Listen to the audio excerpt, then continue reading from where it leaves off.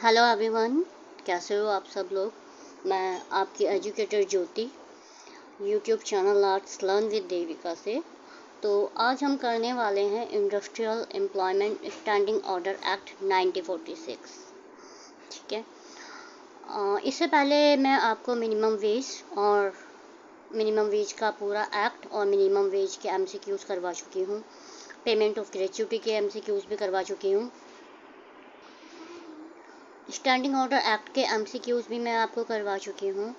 And apart of that computer की एक playlist है जो आरआरबी एग्ज़ाम में हेल्पफुल होगी। एक प्लेलिस्ट है कंप्यूटर की एमसीक्यूज की, एंड सेकंड है अरिहंत बुक की। तो अगर आप वो दोनों प्लेलिस्ट कर लेते हो, अरिहंत में 4 चैप्टर करवाएं, वो आरआरबी के हिसाब से इनफ है। एंड कंप्यूटर में कुछ एमसीक्यूज हैं, वो भी आप कर लेना, क्योंकि आप लोग आरआरबी के एग्ज़ाम की प्रिपरेशन कर रहे हो मोस्टली मेरे ग्रुप में। तो मेरी यही कोशिश होगी कि सबका ही एग्ज़ाम किसी न किसी जोन से क्लियर हो जाए। और चलो अब देर नहीं करते, हम स्टार्ट करते हैं अपना act, industrial employment standing order act. इसका मीनिंग क्या होता है कि स्टैंडिंग ऑर्डर एक्ट क्या होता है, इसका मीनिंग पहले मैं आपको बताती हूँ। जब भी हम कोई ऑर्गेनाइजेशन ज्वाइन करते हैं तो हमें वहाँ बताया जाता है कि कंपनी में इतनी लीव्स होंगी, कंपनी का ये टाइम होगा, कंपनी में ये रूल्स होंगे, रेगुलेशन होंगे। तो ओवरऑल मोटा मोटा अगर लेमन लैंग्वेज में कहूँ तो यही स्टैंडिंग ऑर्डर एक्ट होता है। और ये कब एनेक्टमेंट हुआ था, ये अनेक्ट हुआ था 23 अप्रैल 1946 को। और टोटल इसमें 15 सेक्शंस हैं। ठीक है, चैप्टर इसमें मेंशन नहीं है, क्योंकि किसी एक्ट में क्या होता है, चैप्टर मेंशन है। जैसे आपका ट्रेड यूनियन का हो गया, उसमें चैप्टर मेंशन है। आईडी का हो गया, उसमें चैप्टर मेंशन है। फैक्ट्री एक्ट हो गया, उसमें चैप्टर मेंशन है। मैटरनिटी में भी। तो इस एक्ट में चैप्टर मेंशन ना करके ओनली सेक्शंस पे फोकस किया गया है। और टोटल इसमें 15 सेक्शंस हैं। मैं आपको 1 बाय 1 सेक्शन इसके कवर करवाऊंगी, कोई भी सेक्शन मैं नहीं छोड़ूंगी, क्योंकि मोस्टली क्या होता है, यूट्यूब पे लेक्चर तो करवाए जाते हैं, बट उनमें से बीच बीच में से सेक्शंस छोड़ दिए जाते हैं और कंप्लीट नहीं करवाए जाते। मैं ये लेक्चर आपको कंप्लीट करवाऊंगी, और ये लेक्चर देख के आपको ऐसा फील होगा कि लाइक आपने पेड कोर्स परचेज किया है। पीडीएफ इसकी पेड रहेगी। पीडीएफ के लिए आप विक्रम सर से कांटेक्ट कर सकते हो। ठीक है, वो और उनका नंबर मैं यूट्यूब डिस्क्रिप्शन में डाल दूँगी, क्योंकि पीडीएफ विक्रम सर बहुत मेहनत करके बनाते हैं, तो डेफिनेटली वो भी तो कुछ ना कुछ अर्न करेंगे ही। ठीक है, तो चलो अब हम स्टार्ट करते हैं। मैं इसके सेक्शंस पहले आपको बताती हूँ। मैं थोड़ा इसको जूम कर लेती हूँ ताकि आपको सेक्शंस ईजिली दिखाई दे जाए। ये देखो, section 1, short title extend and application. इसमें आपको एप्लीकेबिलिटी का बताया जाएगा। इंटरप्रिटेशन सेक्शन 2, मतलब आपकी डेफिनेशन सारी कवर हो जाएंगी इस सेक्शन में। ठीक है, और section 3, submission of draft standing order. यहाँ पर हम ड्राफ्ट स्टैंडिंग ऑर्डर कैसे सबमिट किया जाता है वो पढ़ेंगे। Section 4, condition for certification of standing order, क्या क्या कंडीशन होंगी certification of standing order. Section 6 में अपील्स होंगी, कैसे हम अपील कर सकते हैं। सेक्शन 7 में डेट ऑफ ऑपरेशन की, स्टैंडिंग ऑर्डर कैसे, किस डेट पे एप्लीकेबल होगा, क्या नहीं होगा। रजिस्टर ऑफ स्टैंडिंग ऑर्डर, ये है सेक्शन 8। सेक्शन 9 में पोस्टिंग ऑफ स्टैंडिंग ऑर्डर। 10 में ड्यूरेशन और मॉडिफिकेशन, अगर कुछ गलती हो जाती है तो कितनी ड्यूरेशन में मॉडिफाई हो जाएगा। 10A में है आपका पेमेंट ऑफ सब्सिडेंस अलाउंस, कि अगर इन केस ऑफ क्या होता है कि किसी एम्प्लॉय को टर्मिनेट कर देते हैं, तो या कोई केस चल रहा होता है ये सब, तो उसमें कितना मतलब उसको अलाउंस दिया जाएगा। ठीक है, सेक्शन 11 में आपका मेंशन होगा certifying officer appellate authority. Oral evidence आएगा सेक्शन 12 में। 12A में temporary application model standing order, जब तक मतलब स्टैंडिंग ऑर्डर एप्लीकेबल नहीं होते तो मॉडल स्टैंडिंग ऑर्डर कैसे करेंगे। सेक्शन 13 में पेनल्टीज आएंगी। 13A में interpretation of standing order act आएगा। ठीक है, इसमें कुछ सेक्शन 13 से लेकर 15 तक मैं स्टार्टिंग में ही कराऊंगी, क्योंकि वो सेक्शन 1 के बाद ही आपको समझ में आएंगे। तो ये मत सोचना कि सेक्शन आगे पीछे होगा, सिर्फ 2 सेक्शन है जो मैं सेक्शन 1 में ही इंक्लूड करवाऊंगी। ठीक है, फिर हम देखते हैं हमारा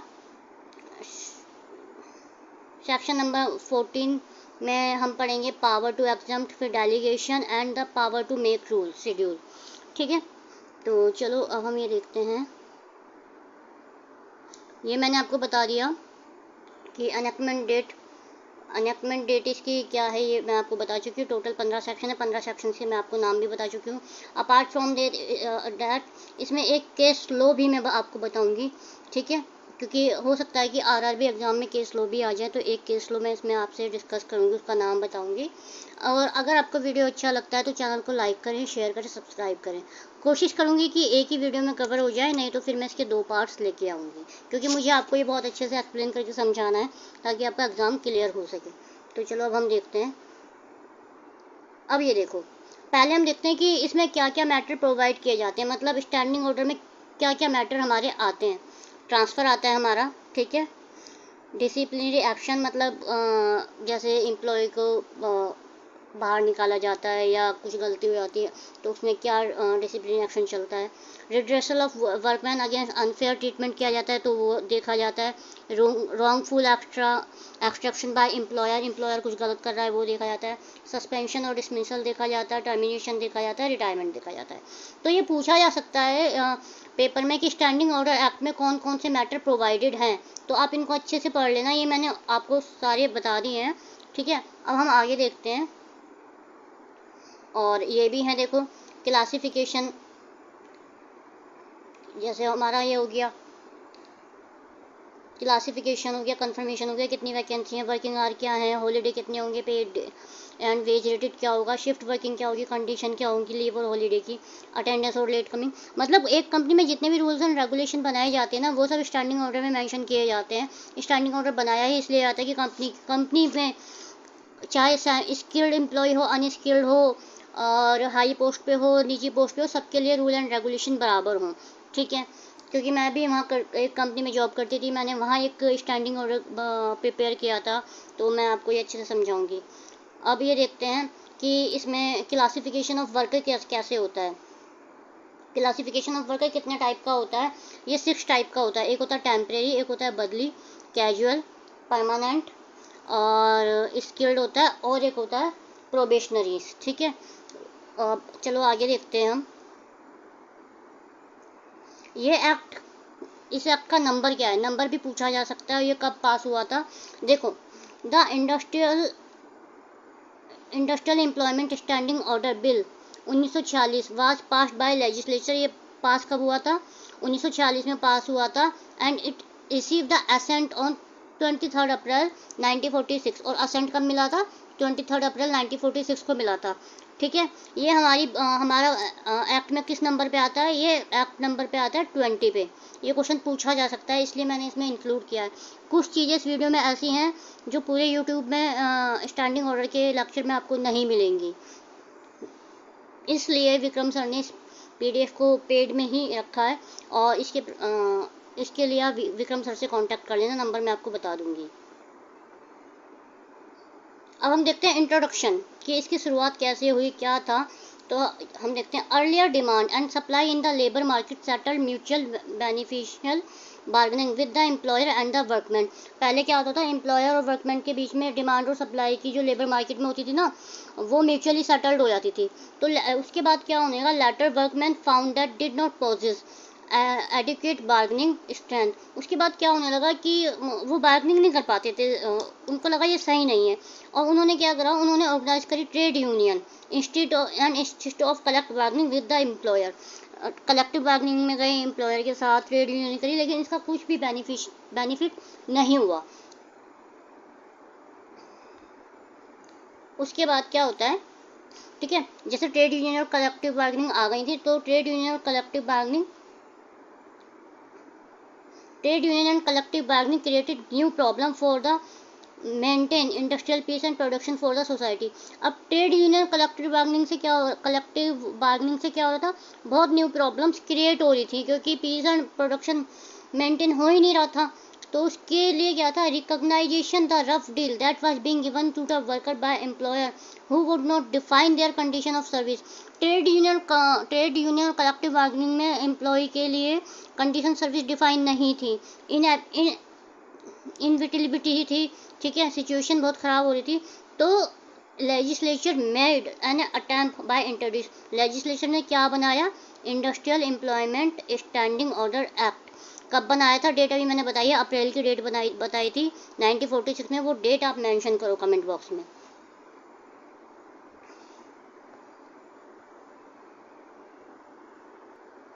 अब देखो ये वाला सेकंड पैराग्राफ देखो आप, the industrial employment standing order act was amended in 1982, ठीक है, 1982 में अमेंड किया गया था। और इसमें क्या अमेंडमेंट किया था, payment of subsistence allowances to workman who are keeped under suspension pending domestic inquiry.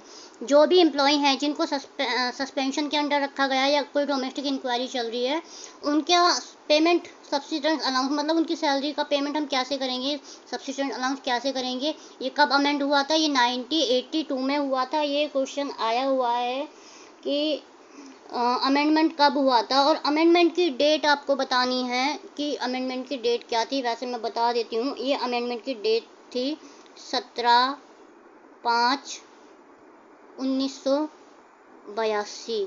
तो आप ये डेट मेंशन कर लेना कि 17/5/1982 में एक अमेंडमेंट हुआ था। वो अमेंडमेंट क्या हुआ था, वो सब्सिडेंस अलाउंस से रिलेटेड अमेंडमेंट था, जो जिसमें कि अंडर सस्पेंशन और पेंडिंग डोमेस्टिक इंक्वायरी वाले एम्प्लॉयज़ को रखा गया था। ठीक है, मैं आपको बहुत डीपली पढ़ा रही हूँ तो हो सकता है कि आपको थोड़ा बोरिंग लगे, बट अगर पॉइंट टू पॉइंट क्लियर करके चलोगे तो पेपर में यही लेक्चर आपको नंबर दिलवा देगा। अब हम देखते हैं इसका ऑब्जेक्टिव। ऑब्जेक्टिव क्या है, अब तक आपको समझ में आ गया होगा कि ऑब्जेक्टिव क्या है। इतना समझाने के बाद तो ये देखो, an act to require employer in industrial establishment formally to define condition of employment। ये employment की condition define करता है कैसे, to require employer to define the condition of work, किस तरह का condition होगी work की, to bring about uniformity in term and condition of employment। एक employment में ये मान लो चार पर्सन काम करें, 1 2 3 4, तो इन चारों के लिए टर्म एंड कंडीशन इक्वल होंगी। ये भी इसका एक ऑब्जेक्टिव है। ऐसा नहीं होगा कि जो हाई पोस्ट पर है उसको तो उसके लिए टर्म्स एंड कंडीशन अलग होंगी और जो हाई पोस्ट पर नहीं है उसके लिए अलग अलग होंगी, तो ये गलत चीज़ है। आपको समझ में आ गया ऑब्जेक्टिव। ऑब्जेक्टिव मैंने आपको ये बेयर एक्ट से मैंने ये बना पीपीटी प्रिपेयर हुई है, विक्रम सर ने और मैंने मिलके बनाई है, तो आप ये देखना कि आपके लिए बहुत यूज़फुल होगी। ठीक है, तो चलो अब हम देखते हैं हमारा ऑब्जेक्टिव में और क्या क्या है।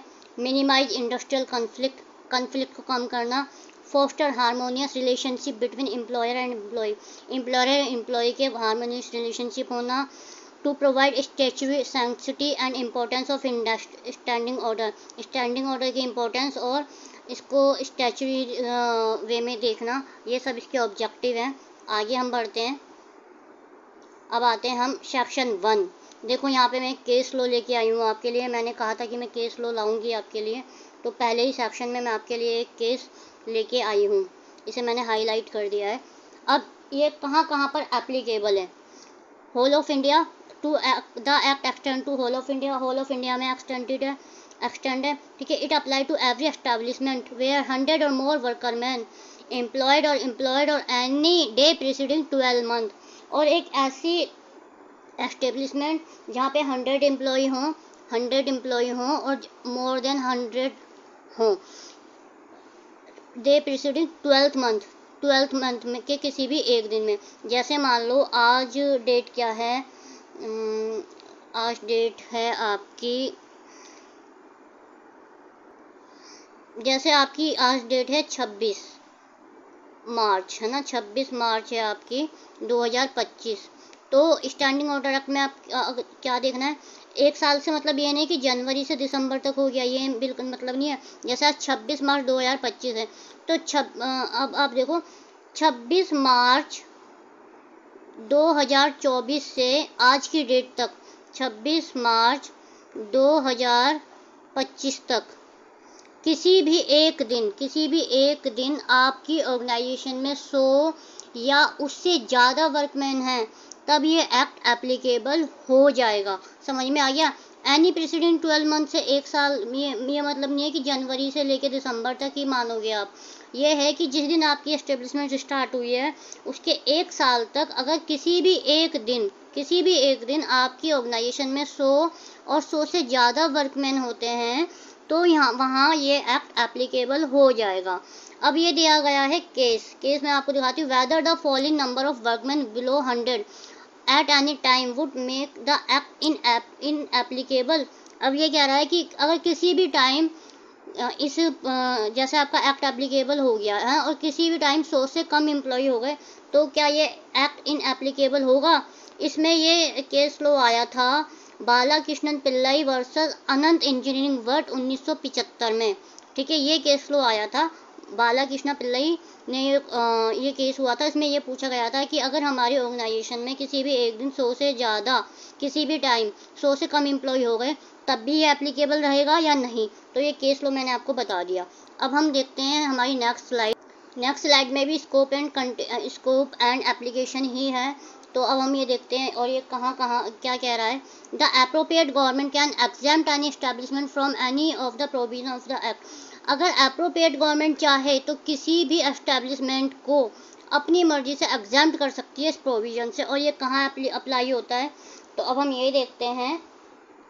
ये अप्लाई होता है आपका अगर सेंट्रल गवर्नमेंट है, जहाँ पर जैसे रेलवे है, फैक्ट्री है, माइन है, क्वारीज है ना, पोर्ट है, ऑयल फील्ड है, ट्रामवे, मोटर है, सर्विस है, डॉक, प्लांटेशन, वर्कशॉप, सिविल, इन सब जगह पर ये अप्लाई होता है।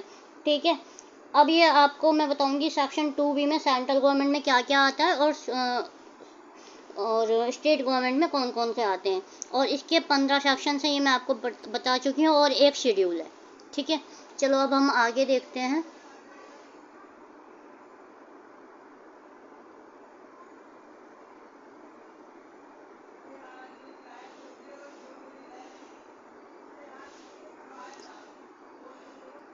इस स्लाइड में भी देखो मैंने स्कोप एंड एप्लीकेशन मेंशन किया हुआ है।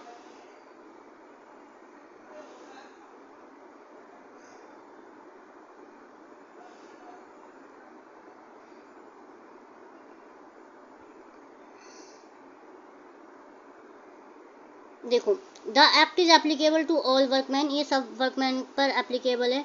एम्प्लॉयड इन एनी इंडस्ट्री, जो किसी इंडस्ट्री में काम कर रहे हैं। डू एनी स्किल्ड, क्या है वो स्किल्ड हो, अनस्किल्ड हो, मैनुअल हो, सुपरवाइजरी हो, टेक्निकल हो या फिर क्लैरिकल वर्कर हो। इवन द अप्रेंटिस, और अप्रेंटिस भी इसमें इंक्लूड हैं। ठीक है, but the person mainly in managerial और एडमिन कैपेसिटी में जो वर्क कर रहा है जिसकी वेजेस एक्सीडिंग है 1600 रुपये से, जो 1600 ज़्यादा 100 रुपये की एक्सीड वेजेस ले रहा है और किस में काम कर रहा है, उसकी कैपेसिटी कैसी है, मैनेजरियल, एडमिनिस्ट्रेटिव और सुपरवाइजरी, तो वो इसमें कवर नहीं होगा। ठीक है, चलो अब हम आगे देखते हैं इस एक्ट को। अब एक केस में आपके लिए यहाँ पर लाई हूँ यूपी एंड वेस्ट बंगाल का। सेंट्रल एंड स्टेट गवर्नमेंट कहती है कि ये एक्ट एप्लीकेबल है अगर 50% है से भी कम है, एम्प्लॉइंग लेस देन 50% से कम है। In the case of UP और वेस्ट बंगाल में कैसे एप्लीकेबल है, 50 एम्प्लॉय से अगर कम है ना, लेकिन वो यूपी और वेस्ट बंगाल का है तो वहाँ पर ये एप्लीकेबल है। और the second national commission on labour ने क्या रिकमेंड किया था कि एम्प्लॉइंग 20 और more worker should have standing order. जहाँ पर 20 और 20 से ज़्यादा वर्कर हैं वहाँ पे भी ये एप्लीकेबल होना चाहिए, रिकमेंड किया था। इस चीज़ का ध्यान रखना। ये पॉइंट मैं इसलिए बता रही हूँ ताकि आपका एग्ज़ाम से अगर कहीं से भी क्वेश्चन आए तो आपका क्वेश्चन ना छूटे। अब देखते हैं हम एस्टेब्लिशमेंट्स एक्सक्लूडेड। हमारी कौन कौन सी एस्टेब्लिशमेंट्स एक्सक्लूडेड हैं। सेक्शन 1(4) सब क्लोज 4 के अकॉर्डिंग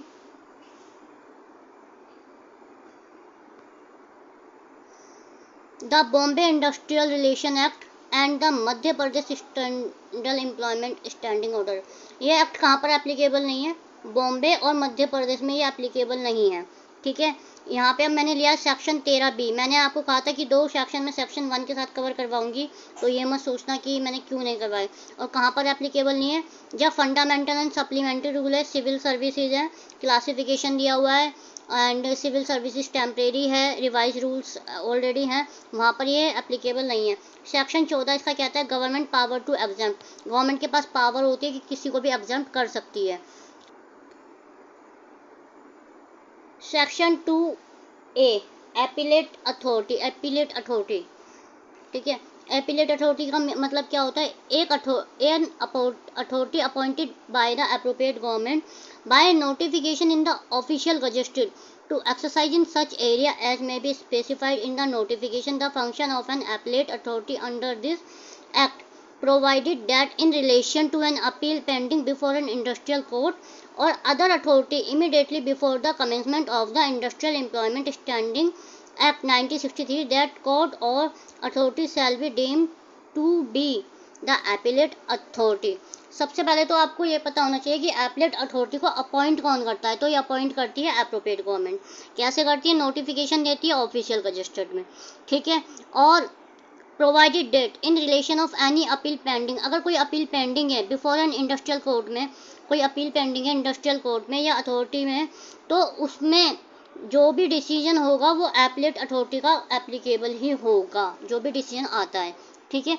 बेयर एक्ट की एक एक लाइन को तोड़ तोड़ के मैं आपको पढ़ा रही हूँ। अगर आप इस वीडियो को ज़्यादा से ज़्यादा शेयर करेंगे तो और बच्चों को भी हेल्पफुल होगा, और अगर इस वीडियो पे मुझे रिस्पांस अच्छा मिलता है तो ऐसे ही मैं आपके लिए सारे एक्ट लेके आऊँगी विद केस लो, लेकिन अगर रिस्पांस नहीं मिलता तो मैं कंटिन्यू नहीं करूँगी, टू बी फ्रैंक। अब हम देखते हैं सेक्शन 2B। सेक्शन 2B में क्या है, एप्रोप्रिएट गवर्नमेंट है, ठीक है, सेंट्रल गवर्नमेंट और स्टेट गवर्नमेंट। अब मैं आपको यहाँ पे लिख के बताती हूँ सिंपल सा, ये देखो मैंने मेंशन किया सेंट्रल गवर्नमेंट कहाँ कहाँ पर एप्लीकेबल है। अगर कोई रेलवे इंडस्ट्री है, मेजर पोर्ट है और माइनर ऑयल फील्ड है, या any industry which is under the control of central government, ठीक है, रेलवे है, मेजर पोर्ट है, माइन है, ऑयल फील्ड है, या कोई ऐसी इंडस्ट्री जो सेंट्रल गवर्नमेंट के कंट्रोल में है, ठीक है, वहाँ पर तो होती है सेंट्रल गवर्नमेंट, एप्रोप्रिएट गवर्नमेंट, ठीक है। और इन एनी अदर केस में होता है, इनको छोड़कर, इन सबको छोड़कर कोई अदर केस होता है तो वहाँ पर होती है स्टेट गवर्नमेंट, एप्रोप्रिएट गवर्नमेंट। इतना आई होप आपको समझ में आ गया होगा। अब देखते हैं next section, section 2C certifying officer.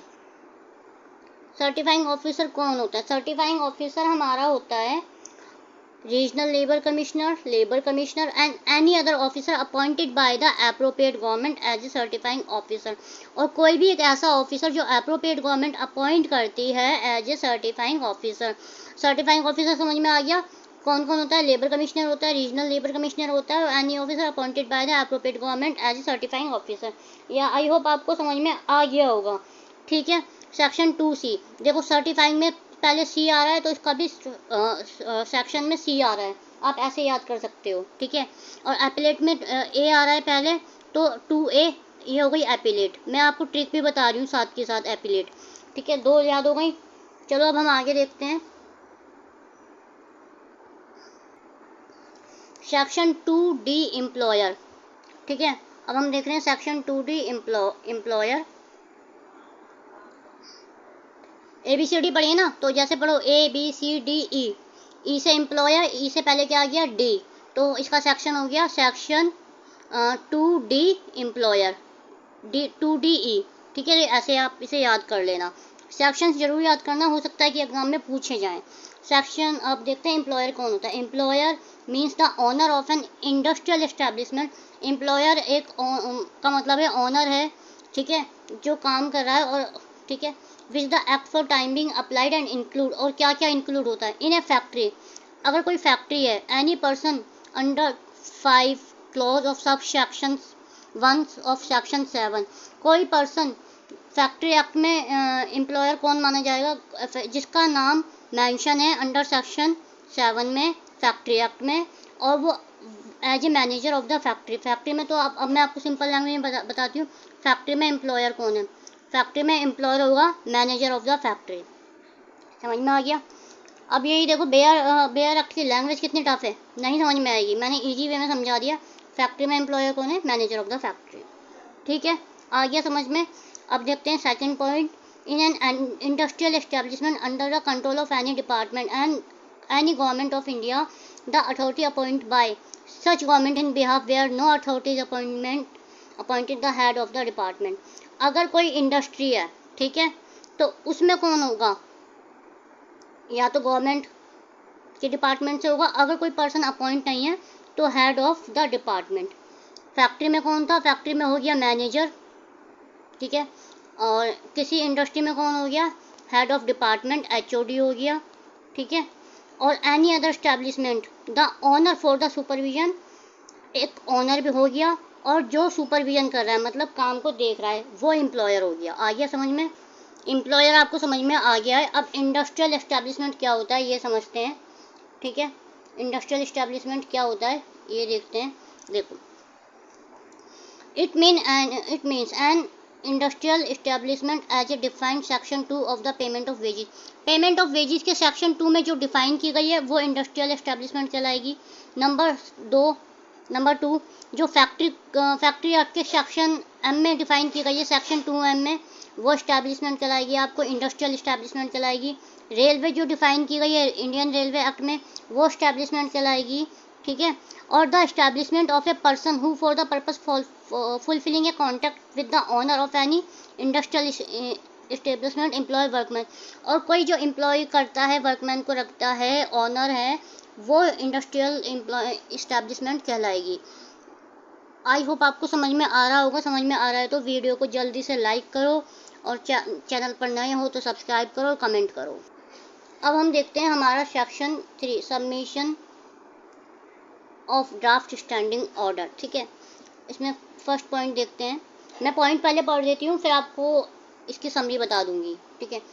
First point में मेंशन है, within 6 months from the date on which the act become applicable to an industrial establishment, the employer shall submit to certifying officer 5 copies of the draft standing order proposed by him for adoption in industrial establishment। Standing order submission में आपको क्या बताया गया है कि ये आपको within 6 month from the date on which act become, अगर आपका एक्ट वहाँ पे एप्लीकेबल हो गया है उस डेट से लेके 6 मंथ तक आपको एम्प्लॉयर को क्या करना है, सर्टिफाइंग ऑफिसर को कितनी कॉपी सबमिट करनी है, 5 कॉपी सबमिट करनी है, ठीक है, 5 कॉपी सबमिट करनी है।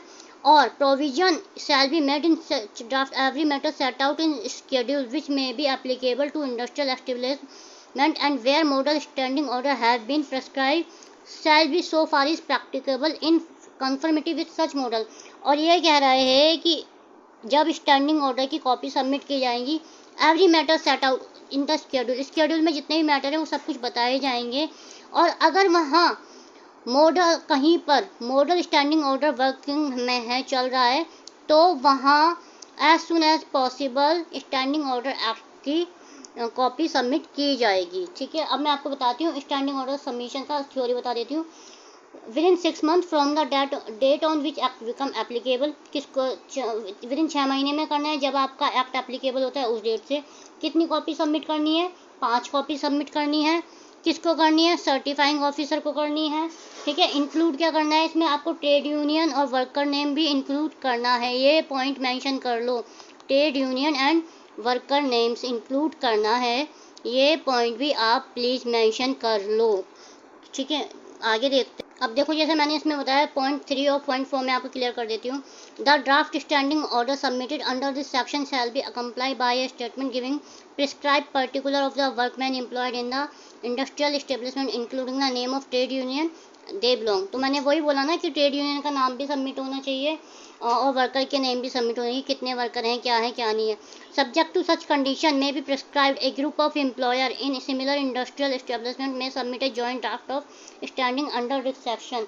और अगर 2 या 2 से ज़्यादा एम्प्लॉयर हैं, ठीक है, 2 या 2 से ज़्यादा एम्प्लॉयर हैं, जो कि मैं ये पॉइंट 4 बता रही हूँ, 2 या 2 से ज़्यादा एम्प्लॉयर हैं जो कि सिमिलर इंडस्ट्री हैं, मतलब एक ही इंडस्ट्री के हैं, तो वो क्या कर सकते हैं, 2 या 2 से ज़्यादा एम्प्लॉयर जो जिनकी इंडस्ट्री सिमिलर है, वो क्या कर सकते हैं, वो एक जॉइंट ड्राफ्ट स्टैंडिंग ऑर्डर दे सकते हैं, मतलब एक ही ड्राफ्ट ऑर्डर सबमिट कर सकते हैं, अलग अलग बनाने की ज़रूरत नहीं है, ठीक है।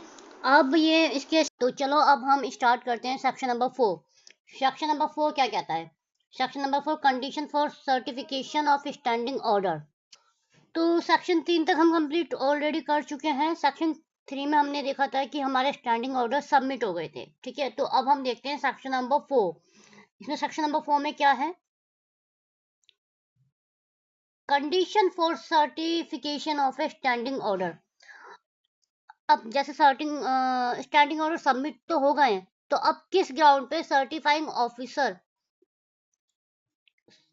ठीक है, किस ग्राउंड पे सर्टिफाइंग ऑफिसर, किस कंडीशन पे सर्टिफाइंग ऑफिसर सर्टिफिकेशन देगा स्टैंडिंग ऑर्डर को? तो अब हम देखते हैं इसमें दो कंडीशंस होती हैं, ठीक है। पहले मैं ये स्लाइड पढ़ लेती हूँ, फिर मैं आपको समझाती हूँ। अब ये देखो, स्टैंडिंग ऑर्डर शैल बी सर्टिफाइबल। ए और कंडीशन बी दी हुई है। कंडीशन ए क्या है? Provision is made therefore every matter set out in the schedule which is applicable to the industrial establishment, and the second one है the standing order act are otherwise in conformity with the provision of this act and it of the certifying officer or appellate authority to adjudicate upon the fairness or reasonable provision of any standing order। तो पहली condition में ये कहता है कि जितने भी matter होंगे ना हमारे, वो शेड्यूल में मेंशन होने चाहिए, कि जितने भी हमारे मैटर हैं वो शेड्यूल में मेंशन होने चाहिए, तभी सर्टिफाइंग ऑफिसर सर्टिफिकेशन देगा इसके लिए। और दूसरी कंडीशन में कहता है कि जो भी स्टैंडिंग ऑर्डर हैं, जो भी हमारे स्टैंडिंग ऑर्डर हैं, उनमें कंफर्मिटी होनी चाहिए, मतलब समानता होनी चाहिए, अलग अलग नहीं होना चाहिए। मतलब एक इसमें एक केस लो आया था। केस लो मैं आपको बताती हूँ। वो केस लो था, यहाँ पे मैंने मेंशन नहीं किया है, मैं आपको बता देती हूँ। एयर गैस मजदूर, एयर गैस मजदूर, एयर गैस मजदूर, ठीक है, versus versus Indian air gas, Indian air gas limited 1977, ठीक है। ये एक केस लो था जिसमें ये कहा गया था कि अगर आप स्टैंडिंग ऑर्डर एक्ट ड्राफ्ट करते हो, स्टैंडिंग ऑर्डर एक्ट को सर्टिफाई करते हो, तो उसमें एम्प्लॉयज का कंस्टेंट ना एक जैसा होना चाहिए, डिफरेंट नहीं होना चाहिए। मतलब ऐसा नहीं होना चाहिए कि एक एम्प्लॉय कह रहा है हमें वीक में 2 दिन की छुट्टी चाहिए, एक एम्प्लॉय कह रहा है हमें एक वीक में 1 दिन की छुट्टी चाहिए। तो इस केस में ये सेक्शन 4 के अकॉर्डिंग ये केस लो आता है, एयर गैस मजदूर versus Indian air gas limited 1977। I hope आपको इस सेक्शन 4 समझ में आ गया होगा। इसमें सिंपल ये कहा गया है कि सर्टिफाइंग ऑफिसर किन दो कंडीशन पर सर्टिफाई करेगा। तो कंडीशन है एक कि जितने भी मैटर हैं वो शेड्यूल में मेंशन होने चाहिए, ठीक है। दूसरा दूसरा यह है कि एम्प्लॉय का कंस्टेंट एक जैसा ही होना चाहिए, कंफर्मिटी होनी चाहिए, यूनिफॉर्मिटी होनी चाहिए। अब हम देखते हैं हमारा सेक्शन नंबर 5। 5 क्या कहता है? सेक्शन नंबर 5 है, 5 में हम देखते हैं certification of standing order act, ठीक है। पहला सेक्शन 4 में क्या था? सेक्शन 4 में था हमारी सर्टिफिकेशन की कंडीशन क्या होंगी। अब सेक्शन 5 में सर्टिफिकेशन ऑफ स्टैंडिंग ऑर्डर, ठीक है, इसका सर्टिफिकेशन कैसे होगा, ठीक है। On receipt of draft under section 3 the certifying officers shall forward a copy thereof the trade union, if any, of the workmen, or where there is no such trade union, to the workmen in such manner as may be prescribed, together with a notice in the prescribed form requiring objection, if any, which the workman may desire to make the draft standing order to be submitted him within 15 days from the receipt of notice। तो ये है कि जैसे आपका section 3 में draft हो गया था ना, और सेक्शन 4 में कंडीशंस बताई गई थी। सेक्शन 5 में क्या होता है कि सर्टिफाइंग ऑफिसर क्या करेगा, एक कॉपी फॉरवर्ड करेगा, एक सर्टिफाइंग ऑफिसर एक कॉपी ट्रेड यूनियन को सबमिट करता है, और अगर ट्रेड यूनियन नहीं है तो वो किसको सबमिट करेगा? वो करेगा आपके अगर या तो ट्रेड यूनियन को करेगा, अगर ट्रेड यूनियन नहीं है तो वर्कमैन को करेगा। ठीक है, तो पहले तो वो क्या करेगा कि सर्टिफाइंग ऑफिसर एक कॉपी ट्रेड यूनियन को सबमिट करता है, और ट्रेड यूनियन नहीं है तो वर्कमैन को कॉपी सबमिट करेगा। और ट्रेड यूनियन या फिर वर्कर को कोई ऑब्जेक्शन होता है, तो ऑब्जेक्शन का मतलब ये से मान लो कि जैसे स्टैंडिंग ऑर्डर ड्राफ्ट हो गया है, तो उसमें मेंशन किया गया है कि एम्प्लॉयर मेंशन करता है कि मैं एक वीक में एक छुट्टी दूंगा, लेकिन एम्प्लॉयज कहते हैं कि हमें 2 छुट्टियां चाहिए। तो ये ऑब्जेक्शन हो गया ना, क्योंकि स्टैंडिंग ऑर्डर एक्ट किसके लिए बन रहा है? एम्प्लॉयज के लिए बन रहा है ना। तो इसलिए सर्टिफाइंग ऑफिसर उसकी एक कॉपी ट्रेड यूनियन या वर्कमैन को देगा, और अगर ट्रेड यूनियन या वर्कमैन को कोई ऑब्जेक्शन होता है तो ऑब्जेक्शन को चेक करके उस स्टैंडिंग ऑर्डर की कॉपी को मॉडिफिकेशन के लिए 15 दिन में वो कॉपी सबमिट कर सकते हैं। तो देखो मैंने यही मेंशन किया है कि सबमिट विद इन 15 डेज में सबमिट कर सकते हैं। अब सेकंड पॉइंट क्या है? आफ्टर गिविंग द एम्प्लॉयर, जैसे उसने एम्प्लॉयर को दे दी या ट्रेड यूनियन को दे दी, और such other representative of the workman may be prescribed N opportunity of being heard. तो जैसे वो कॉपी सबमिट कर दिया, तो सर्टिफाइंग ऑफिसर क्या करेगा? ट्रेड यूनियन की भी सुनेगा और एम्प्लॉयर की भी सुनेगा, दोनों को इक्वल अपॉर्चुनिटी देगा अपनी अपनी बात रखने के लिए। और सर्टिफाइंग ऑफिसर ही डिसाइड करेगा कि वेदर इसमें चेंजेस करने हैं, मॉडिफिकेशन करने हैं या नहीं करने। ये डिपेंड करेगा सर्टिफाइंग ऑफिसर पे। ठीक है, इतना समझ में आ गया। और सर्टिफाइंग ऑफिसर ठीक है कि उसके अकॉर्डिंग चेंज करने हैं या नहीं करने, ये डिसाइड कौन करेगा? ये डिसाइड करेगा सर्टिफाइंग ऑफिसर। और इसमें क्या होता है कि अगर सर्टिफाइंग ऑफिसर डिसाइड करता है ना कि चेंज हो या ना हो, और सर्टिफाइंग ऑफिसर सर्टिफाइड कॉपी को विद इन 7 डेज में ट्रेड यूनियन या वर्कमैन को दे देगा। आई होप आपको क्लियर समझ में आ गया होगा। मैंने आपको ये बताया सर्टिफाइंग ऑफिसर एक कॉपी ट्रेड यूनियन को देगा या फिर वर्कमैन को देगा, और वो ट्रेड यूनियन वर्कमैन उसको चेक करेंगे, अगर कोई ऑब्जेक्शन होता है तो विद इन 15 डेज वो उसके मॉडिफिकेशन के लिए देंगे। फिर सर्टिफाइंग ऑफिसर दोनों पार्टीज की को सुनेगा कि कौन क्या कह रहा है, और दोनों पार्टीज को सुनने के बाद वो ये डिसाइड करेगा कि मॉडिफिकेशन करना है या नहीं करना। It's totally depend up to certifying officer. मैं एक एक लाइन आपको बहुत क्लियर समझा रही हूँ, तो आप ध्यान से इस लेक्चर को सुनो ताकि एग्जाम में आपका कोई भी क्वेश्चन मिस ना हो। ठीक है, चलो अब हम देखते हैं हमारा नेक्स्ट सेक्शन, अपील। अपील में an employer, trade union, representation of the workmen who may aggrieved by the order of certifying officer may make an appeal to the appellant authority with a span of 30 days from the date of certifying order is received by the trade union. The decision of appellant authority shall be binding on all parties. अब इसमें ये क्या कहना चाहता है? इसमें ये कहना चाहता है कि अगर सर्टिफाइंग ऑफिसर ने विदाउट मॉडिफिकेशन ड्राफ्ट दे दिया, ठीक है, तो अब वर्कमैन या ट्रेड यूनियन को तो इशू होगा ही ना। पहले उन्होंने क्या किया था कि सर्टिफाइंग ऑफिसर के पास कॉपी, सर्टिफाइंग ऑफिसर ने ट्रेड यूनियन को कॉपी दी थी कि आप देख लो कि मॉडिफिकेशन करना है या नहीं करना। अब सर्टिफाइंग ऑफिसर ने क्या करा? सर्टिफाइंग ऑफिसर ने अपना डिसीजन दे दिया, लेकिन उसने उस डिसीजन में कोई मॉडिफिकेशन नहीं किया, तो ट्रेड यूनियन और वर्कमैन को तो इशू होगा ही ना, क्योंकि उनकी बात तो सुनी ही नहीं गई है। तो इसके लिए वो क्या करेंगे? इसके लिए वो अपील कर सकते हैं। ठीक है, अपील कहाँ करेंगे? अपील वो करेंगे अपीलेंट अथॉरिटी में अपील करेंगे, और कितने दिन में करेंगे?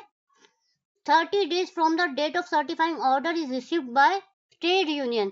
जब ट्रेड यूनियन को वो सर्टिफाई ऑर्डर रिसीव हो जाता है, उसके 30 डेज के अंदर अंदर, विद इन 30 डेज में वो अपीलेंट अथॉरिटी को अपील कर सकते हैं।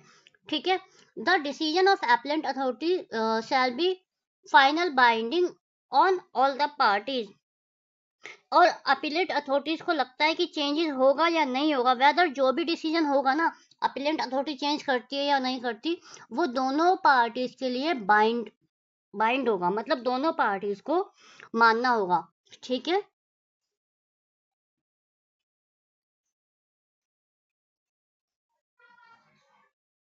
appellate authority has the power appellate authority के पास पावर है कि मॉडिफाई करे और सजेस्ट करे यानी एडिशनल इंफॉर्मेशन को। अब अपीलेंट अथॉरिटी क्या करेगी, the appellate authority shall send the final copy और order within 7 days of its certifying officer. ठीक है, in case of it the appellate authority suggest the modification, it shall back copy along with draft order with parties। ठीक है, appellant authority has the power to modify on its own, if it modify then that copy shall send back to the parties। करेगी appellate authority, इसकी final copy देगी 7 days के अंदर अंदर certifying officer को देगी या ट्रेड यूनियन को देगी और वर्कमैन को देगी, फाइनल कॉपी देगी। ठीक है, और अगर वो कुछ चेंज करती है, अपीलेंट अथॉरिटी सजेस्ट करती है कुछ मॉडिफिकेशन करना है, तो इसकी कॉपी ड्राफ्ट स्टैंडिंग ऑर्डर के साथ सब पार्टियों को दिया जाएगा। और अपीलेंट अथॉरिटी के पास ही पावर होती है कि वो इसको अपनी तरफ से भी मॉडिफाई कर सकती है और पार्टीज को ये वापस कर दे, लेकिन कितने दिन में, विद इन 7 days में। आई होप आपको ये सेक्शन क्लियर होगा, सेक्शन 6। अब चलते हैं सेक्शन 7 पर। सेक्शन 7 में अब क्या हो गया, सेक्शन 6 में अपीलेंट अथॉरिटी ने एम्प्लॉयर को फाइनल कॉपी तो दी थी। ठीक है, अब ये देखता है सेक्शन 7 में क्या कहते हैं। सेक्शन 7 में कहते हैं date of operation of standing order. Standing order shall unless an appeal is preferred under section 6 come into operation on the expiry of 30 days from the date on which authenticated copies therefore are sent under subsection 3 of section 5, or where an appeal as aforesaid is preferred on the expiry of 7 days। ये note down कर लेना, 7 days on the date of which copies to the order are sent subsection clause 2 of section 6। ये bare act की language देखो कितनी tough है, मैं आपको इसे समझाती हूँ इजी वे में। अब सेक्शन 6 में क्या हुआ था, एम्प्लॉयर को अपीलेंट अथॉरिटी ने एम्प्लॉयर को फाइनल कॉपी दी थी। ठीक है, अगर एम्प्लॉयर को कोई भी इशू नहीं है, ठीक है, अगर वो अपील नहीं करना चाहता, दोबारा अपील नहीं करना चाहता अपीलेंट अथॉरिटी पे, तो क्या होगा कि जो हमारा स्टैंडिंग ऑर्डर है विद इन 30 days में ऑपरेशन में आ जाएगा। ठीक है, विद इन 30 days में ऑपरेशन में आ जाएगा। इसमें दो केस है, पहला केस है कि अगर उसने अपील नहीं की तो विद इन 30 days में आ जाएगा, लेकिन अगर वो अपील करता है, अपील कर रहा है कि मुझे चेंजेस करवाने हैं, फिर भी वो अपील कर रहा है अपीलेंट अथॉरिटी के आगे, तो जब फाइनल डिसीजन आता है ना, जो फाइनल डिसीजन आएगा उसके 7 दिन बाद से ये स्टैंडिंग ऑर्डर ऑपरेशन में आ जाएगा। आई होप ये आपको समझ में आ गया होगा, मैं दोबारा बता देती हूँ। एप्लेट अथॉरिटी ने एम्प्लॉयर को फाइनल कॉपी दी थी, उस दिन से 30 दिन के अंदर वो स्टैंडिंग ऑर्डर ऑपरेशन में आ गया था। ठीक है, कौन से केस में, जब कोई अपील नहीं की गई थी। लेकिन अगर अपील कर दी है तो इस केस में अपीलेंट अथॉरिटी जो फाइनल ऑर्डर देगा ना, उसके 7 days में, 7 days के बाद स्टैंडिंग ऑर्डर ऑपरेशन में आ जाएगा। अब देखते हैं हमारा नेक्स्ट सेक्शन, सेक्शन 8।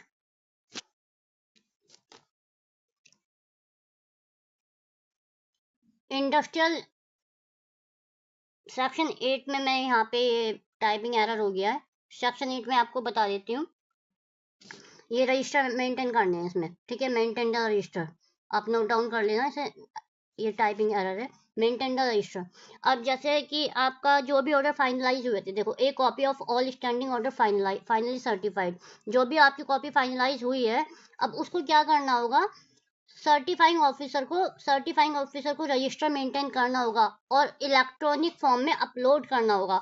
और सर्टिफाइंग ऑफिसर को एक कॉपी भी मतलब एक रिकॉर्ड भी रखना होगा कि कितनी पेमेंट ऑफ फीस गई है, सब क्या गया है। मतलब कि उसको एक रजिस्टर मेंटेन करना है और रजिस्टर में ये मेंटेन करना है कि जो भी फाइनल स्टैंडिंग ऑर्डर है ना, जो भी फाइनल स्टैंडिंग ऑर्डर है वो मेंटेन करना होगा, इलेक्ट्रॉनिक फॉर्म में अपलोड करना होगा। इनका एक पोर्टल होता है, वहाँ पे ये अपलोड की जाती हैं। जैसे किसी भी कंपनी का स्टैंडिंग ऑर्डर बन जाता है फाइनल, तो पोर्टल पे इलेक्ट्रॉनिक कॉपी अब इलेक्ट्रॉनिक वे में अपलोड की जाती है और रजिस्टर मेंटेन किए जाते हैं। ठीक है, ये टाइपिंग एरर है सेक्शन 8 में। यहाँ पे इन्होंने टाइपिस्ट ने रजिस्टर मेंटेन न करके ये लिख दिया, तो ये आप मतलब सही कर लेना, रजिस्टर मेंटेन है सेक्शन 8, मेंटेन रजिस्टर ये है। ठीक है, अब देखते हैं हमारा सेक्शन 9। सेक्शन 9 है posting of standing order. Section 9 में मतलब अब ये देखो, the text of the standing order are finally certified. under this act shall be prominently posted by the employer in English and in language understood by the majority of his workmen or special board, to be maintained for the purpose or at or near the entrance through the which the majority of workmen enter the industrial establishment in all department thereof where the workmen are employed. Section 9 में ये कहता है कि जो भी order certified हुआ है ना, इन्हें एम्प्लॉयर को ऐसे प्लेस पर डिस्प्ले करना चाहिए जहां पर मेजोरिटी ऑफ वर्कर उसे देख सकें, या फिर एंट्रेंस हो गेट का, ठीक है, गेट के एंट्रेंस पे इन्हें पेस्ट करना चाहिए। और लैंग्वेज कौन सी होगी? लैंग्वेज होगी मेजोरिटी ऑफ वर्कमैन अंडरस्टैंड, कि वहां के वर्कमैन उसे समझ सकें, या फिर इंग्लिश। सेक्शन 9 ये कहता है। अब देखते हैं हमारा section 10, duration and modification of standing order act. अभी ये देखो, इसमें ये मैं आपको बताती हूँ, the standing order finally certified. अब आपके स्टैंडिंग ऑर्डर फाइनली सर्टिफाइड हो गए, and under this act and shall not be liable to modification until the expiry of 6 months from the date which the standing order on the last modification therefore come into operation. Such to the provision of section 10, an employer or workman may apply to certify have the standing order modify. अब ये section 10 में ये कहता है कि जिस दिन आपके ऑर्डर फाइनलाइज हुए हैं ना, स्टैंडिंग ऑर्डर फाइनलाइज हुए हैं, उस दिन से लेके 6 महीने तक, अंटिल द एक्सपायरी ऑफ 6 महीने तक कोई भी चेंजेस नहीं होंगे, ठीक है, अनलेस वहां पर एक अगर कोई एग्रीमेंट है, पहले से ही कोई एग्रीमेंट चल रहा है, तो वहां ये 6 मंथ का टाइम पीरियड एप्लीकेबल नहीं होगा, और 6 मंथ हो गए हैं तो मॉडिफिकेशन होगा। तो अब इसमें हम देखते हैं, तो जैसे मैंने आपको बताया कि 6 मंथ तक तो कोई चेंजेस नहीं हो सकते, लेकिन अगर कोई एग्रीमेंट है तो मॉडिफिकेशन होगा, वहाँ पे 6 मंथ टाइम वाला रूल एप्लीकेबल होगा नहीं, ठीक है। तो अगर कोई चेंजेस होते हैं तो इसके लिए क्या करना होगा, तो एम्प्लॉयर या वर्कमैन सर्टिफाइंग ऑफिसर को अप्लाई करेगी और उसके साथ 5 कॉपी देगी स्टैंडिंग ऑर्डर है कि जो न्यू वो बनाना चाहते हैं ना स्टैंडिंग ऑर्डर, उसकी 5 न्यू कॉपी देगी, और अगर कोई पहले से एग्रीमेंट है तो एग्रीमेंट की भी कॉपी साथ में लगेगी। ये है आपका सेक्शन नंबर 10 कंप्लीट। आपको समझ में आ गया? सिंपल से समरी मैं इसकी बता देती हूँ कि जिस दिन स्टैंडिंग ऑर्डर फाइनलाइज हुआ है उस दिन से 6 मंथ तक तो कोई चेंज होगा नहीं, और अगर कोई एग्रीमेंट वहां पर है पहले से ही तो वहां 6 मंथ का टाइम पीरियड एप्लीकेबल होगा नहीं, और अगर 6 मंथ हो गए तो कोई भी मॉडिफिकेशन होगा तो एम्प्लॉयर या वर्कमैन सर्टिफाइंग ऑफिसर को अप्लाई करेगा, और अप्लाई करने के लिए वो उसको 5 कॉपी देगा, और अगर कोई एग्रीमेंट है तो एग्रीमेंट की कॉपी भी इसके साथ ही लगेगी, ठीक है।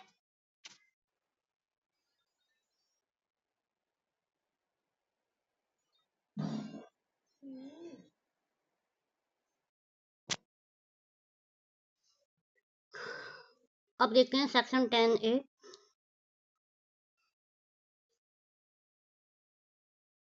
पेमेंट ऑफ सब्सिस्टेंस अलाउंस, ठीक है। सेक्शन 10A है पेमेंट ऑफ सब्सिस्टेंस अलाउंस,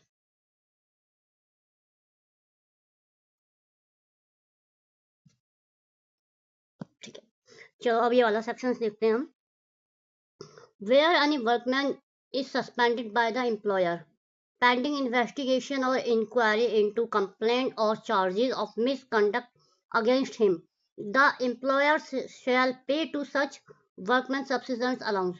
इसमें ये कह रहा है कि सपोज जैसे कोई ऑर्गेनाइजेशन है, कोई फैक्ट्री या कुछ भी है, अगर कोई वर्कमैन कोई एम्प्लॉय को सस्पेंड करता है एम्प्लॉयर, और उस पर कोई इन्वेस्टिगेशन चल रही है, पेंडिंग चल रही है, कोई कंप्लेंट चल रहा है या कोई केस चल रहा है या चार्ज ऑफ मिसकंडक्ट चल रहा है, तो इस केस में एम्प्लॉयर उसे सब्सिस्टेंस अलाउंस कैसे देगा, मतलब उसका जो सैलरी का पार्ट है वो कैसे करेगा। तो अब हम देखते हैं ऑप्शन नंबर ए में वो करेगा at the rate of 50% of the wages which the workman was entitled to immediately preceding the date of such suspension for the first 90 days of suspension. Suppose जैसे कोई इंक्वायरी चल रही है ना, कोई इंक्वायरी चल रही है और फर्स्ट 90 डेज पहले 90 दिन तक उसका कोई भी फाइनल डिसीजन नहीं हुआ, तो इस केस में जो सब्सिस्टेंस होगा वो 50% ऑफ वेज होगा, 50% ऑफ वेज होगा, ठीक है। इतना समझ में आया? अगर कोई एम्प्लॉय है उसको सस्पेंड कर दिया गया है, या कोई पेंडिंग इन्वेस्टिगेशन चल रही है, या इंक्वायरी चल रही है, या कोई मिसकंडक्ट का चार्ज चल रहा है उसके अगेंस्ट, तो एम्प्लॉयर पहले 90 दिन उसको 50% ऑफ वेजेस पे करेगा। अब देखते हैं सेकंड केस में। सेकंड केस में at the rate of 75%। Second case में अगर 90 दिन हो गए, 90 दिन के बाद भी जैसे 91st डे से केस चल ही रहा है, उसका लंबा चल रहा है, जिसमें एम्प्लॉय की गलती नहीं है, मतलब एम्प्लॉय की गलती नहीं है, या कोई केस चल रहा है, या कुछ कोई भी है फैक्ट है, तो उसमें उसको 75% ऑफ वेजेस देगा। 75% ऑफ वेजेस देगा, ठीक है। पहले 90 दिन में कितना देगा? पहले 90 दिन में देगा वो 50%, और अगर उसके बाद भी केस चलता रहता है तो 75% ऑफ वेजेस देगा, ठीक है। अब हम आगे देखते हैं, आगे इसमें क्या मेंशन किया हुआ है। अब ये देखो, if any dispute regarding the subsistence allowance payable to a workman. अगर वर्कमैन को कोई डिस्प्यूट है, मतलब एम्प्लॉय सेटिस्फाई नहीं है, कोई डिस्प्यूट है, द वर्कमैन और द एम्प्लॉयर कंसर्न, या एम्प्लॉयर को कोई प्रॉब्लम है, तो may refer the dispute to the labour court. ये तो दोनों ही लेबर कोर्ट में जा सकते हैं under the industrial dispute act. और कहाँ जा सकते हैं? Within a local limit, अपनी लोकल लिमिट में, of whose jurisdiction industrial establishment wherein such workman is employed. जहाँ पर वो वर्कमैन एम्प्लॉयड है, मतलब एम्प्लॉय जहाँ काम करता है, उसकी लोकल लिमिट में जो जुरिडिक्शन एरिया आता है, लेबर कोड आता है, वो वहाँ पर अपना डिस्प्यूट लेकर जा सकता है, ठीक है। So after giving the parties an opportunity of hear, और लेबर कोर्ट या जो भी है वो आप दोनों को अपॉर्चुनिटी देगी, एम्प्लॉयर को भी एम्प्लॉय को भी, ठीक है। और जो डिसीजन आएगा वो डिसीजन फाइनल होगा और बाइंडिंग होगा दोनों पार्टीज के लिए, ठीक है। अब इस केस में इसमें मैं आपको एक केस बताती हूँ।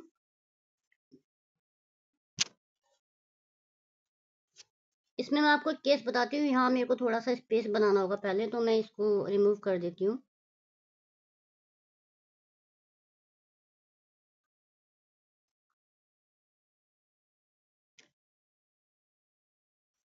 एक केस था, आप ये मेंशन कर लो, Kalyanpur Keshav versus Corporation Bank का एक केस था, ठीक है। इस केस में मैं आपको बताती हूँ, ये स्टैंडिंग ऑर्डर एक्ट में ही है ये केस। इस केस में क्या हुआ था, जो पिटिशनर था वो मैनेजर था कॉरपोरेशन बैंक का, ठीक है। कहाँ पे काम करता था वो था कॉरपोरेशन बैंक का एम्प्लॉय था, मैनेजर था। तो उसने क्या क्लेम किया था? उसने क्लेम किया था कि जो मेरा सब्सिडेंस अलाउंस है ना, वो बेस है बॉम्बे शॉप एस्टेब्लिशमेंट के अकॉर्डिंग मुझे एम्प्लॉयर पे कर रहा है, ठीक है। जबकि मुझे मतलब 50% या 75% ऑफ वेज के अकॉर्डिंग मिलना चाहिए, जो स्टैंडिंग ऑर्डर एक्ट में आता है। तो गवर्नमेंट ने ये डिसीजन लिया था, जब बॉम्बे और महाराष्ट्र के एक्ट होते हैं वहां पर स्टैंडिंग ऑर्डर एक्ट एप्लीकेबल होता ही नहीं है। तो ये केस था Kalyanpur Keshav versus corporation bank, ठीक है। केस भी मैं आपको बता रही हूँ।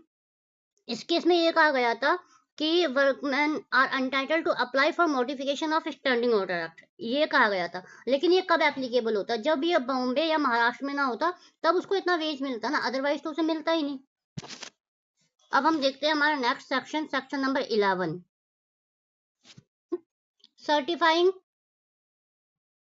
Certifying officer and appellate authorities to have power of civil court। इसमें ये कह रहा है कि for the purpose of receiving evidence, जो हमारे एविडेंस होते हैं या एडमिनिस्ट्रेटिव ऑथ होती हैं, अटेंडेंस होती है, विटनेस होते हैं, कंपाइलिंग होते हैं, तो सर्टिफाइंग ऑफिसर को पावर होती है। सर्टिफाइंग ऑफिसर की पावर पास कैसी पावर होती है? लाइक ए सिविल कोर्ट, ठीक है। Every certifying officer and appellate authority shall have the power of a civil court की पावर होती है। वो क्या किस लिए होती है? पर्पस ऑफ रिसीविंग एविडेंस मांग सकता है, ठीक है, गवाही के लिए बोल सकता है, पेश कर सकता है, और enforcing the attendance of witness को बुला सकता है, और मतलब आपके क्लैरिकल और मैटिकल मिस्टेक जो हुई है, and any order pass by certifying officer और error arisen then from an accidental slip और ओमिशन के लिए कह सकता है और करेक्ट कर सकता है ऑफिसर को। ठीक है, तो ये सर्टिफाइंग ऑफिसर के पास इसमें ये बताया गया है कि जो पावर होती हैं वो सिमिलर होती हैं एज ए सिविल कोर्ट। ठीक है, सिविल कोर्ट की जैसी। ठीक है, अब हम देखते हैं हमारा next section, section number 12। Section number 12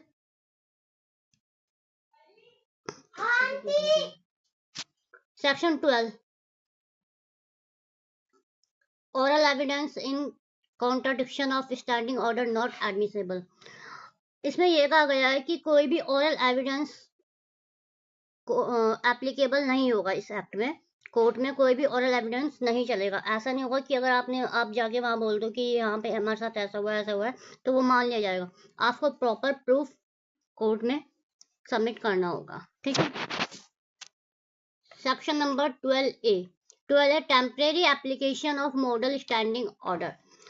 now we standing anything containing section 3 to 12। अब ये कह रहा है कि सेक्शन 3 से लेकर सेक्शन 12 में जितने भी हमने अभी तक जो हमारे सेक्शंस आते हैं, जो भी हमने पढ़ा है, for the period commencing on that on which act become an applicable, तो इस टाइम तक वहां पे एक्ट एप्लीकेबल तो होगा नहीं। ठीक है, establishment and ending the date on which the standing order as finally certified under this act come into operation under section 7। The prescribe model standing order shall be deemed to be adopted in the establishment. अब ये कह रहा है कि जैसे section 3 से लेके section 12 तक का हमारा प्रोसेस है। ठीक है, कि हम ड्राफ्ट भेजेंगे, सबमिट करेंगे, 5 कॉपी जाएंगी, रिप्लाई आएगा, री अपील होगी, अपील होगा, तो उस ड्यूरेशन में स्टैंडिंग ऑर्डर तो वहां पे होगा नहीं। तो वहां पे क्या चलेगा? वहां पे चलेगा model standing order. Model standing order applicable हो जाएगा। ठीक है, वहां पे मॉडल स्टैंडिंग ऑर्डर एप्लीकेबल हो जाएगा। सिर्फ यही सेक्शन 12A में कहा गया है। लेकिन ये सेक्शन ये कहाँ पर एप्लीकेबल नहीं होगा? ये वाला मॉडल स्टैंडिंग ऑर्डर कहाँ पर एप्लीकेबल नहीं होगा? ये गुजरात और महाराष्ट्र की स्टेट में एप्लीकेबल नहीं होगा। अगर कहीं पे Gujarat standing order act, Maharashtra standing order act लगा हुआ है तो वहां पर ये मॉडल स्टैंडिंग ऑर्डर एक्ट नहीं चलेगा। ठीक है, आई होप आपको समझ में आ गया होगा। और सेक्शन 12A में आपको बता देती हूँ। Section 12A, section 12A amend section 12A ये कब आया था? ये आपका आया था 23 दिसंबर 1963 को ये अमेंड हुआ था, सेक्शन 12A। ठीक है, 12A कब आया था? ये आया था 23 दिसंबर 1963 को। तो ये पूछा जा सकता है कि सेक्शन 12A कब अमेंड हुआ था, कब आया था? तो ये आया था 1963 को। इसका डेट आपको याद रखना है। अब हम देखते हैं हमारा next section, section number 13। Section number 13 देखते हैं अब हम। 13 में हमारी पेनल्टीज। ठीक है, पेनल्टीज का मैं आपको, ये आप पढ़ लेना, मैं आपको बता देती हूँ। देखो, अगर ड्राफ्ट को सबमिट करने में फेल हो जाता है, अगर फेल टू सबमिट ड्राफ्ट, तो क्या पेनल्टी होगी? ये 5000 तक जा सकती है। और अगर कंटिन्यूस ऑफेंस को करता है तो 200 रुपये पर डे। ठीक है, 200 रुपये per day after the first during which the offence continue. और सेकंड क्या है? सेकंड है कि कॉन्ट्रावेशन ऑफ स्टैंडिंग ऑर्डर एक्ट, मतलब स्टैंडिंग ऑर्डर एक्ट के किसी भी सेक्शन का उल्लंघन करता है या उसके अगेंस्ट जाता है तो क्या पेनल्टी होगी? तो ये हो सकती है फाइन विच में एक्सटेंड टू ₹100 रुपीज तक एक्सटेंड हो सकती है। और अगर वो कंटिन्यू कर रहा है, मतलब कंटिन्यू करे जा रहा है तो 25 रुपीज एवरी डे होगा। ठीक है, तो ये चैप्टर यहीं पे आपका फिनिश होता है, सेक्शन 13। और 13 भी मैंने आपको सेक्शन 1 के साथ करवाया था। ठीक है, और इसमें मैंने आपको 3 से 4 केस लो बताए। अगर आपने लेक्चर अच्छे से देखा होगा तो वो 3 से 4 लो आपको उसमें मेंशन करने हैं कमेंट बॉक्स में। और आई होप आपको ये लेक्चर बहुत अच्छा लगा हो। अगर आपको ये लेक्चर अच्छा लगा हो, अगर आप चाहते हैं कि मैं और भी एक्ट लाऊं विद केस लो, क्योंकि यूट्यूब पे एक्ट है लेकिन केस लो बहुत रेयर टू रेयर ही किसी ने पढ़ाया होगा।